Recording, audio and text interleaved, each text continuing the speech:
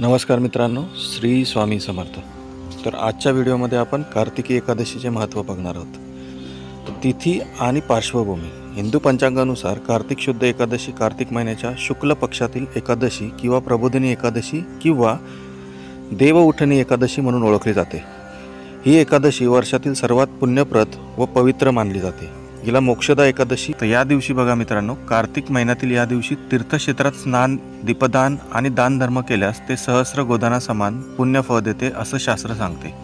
विशेषतः पंढरपूर, नाशिक, नृसिंहपूर, काशी, प्रयाग आणि पुष्कर या ठिकाणी लाखो भक्त कार्तिकी एकादशीचे दर्शन घेण्यासाठी एकत्र येतात। तर ह्या तीर्थस्थानांचे महत्त्व आपल्याला या ठिकाणी सांगितलेले आहे।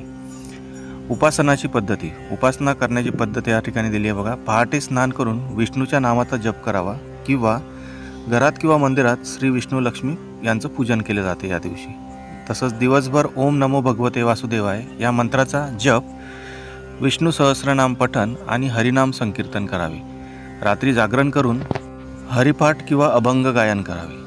दुसऱ्या दिवशी द्वादशी आषाढी एकादशीप्रमाणेच महत्त्वाचे मानले जाते, कारण दोन्ही विष्णूच्या निद्रा आणि जागरणाचे प्रतीक आहेत। एका ओवीतून भावार्थ, कार्तिकी एकादशी आली, विष्णू जागला भक्तांपाशी, तुळशी विवाह झाला, मंगल हरिनामे वाजे घराघराशी। तर अशा प्रकारे ह्या एकादशीचे महत्त्व आहे मराठी संस्कृतीशी।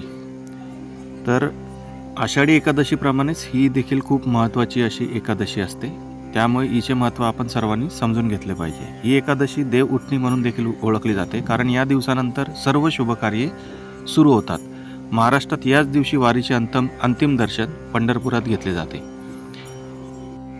तर धन्यवाद मित्रांनो, व्हिडिओ आवडला असल्यास लाईक व कमेंट करायला विसरू नका, तसेच चॅनलला सबस्क्राईब करायला विसरू नका।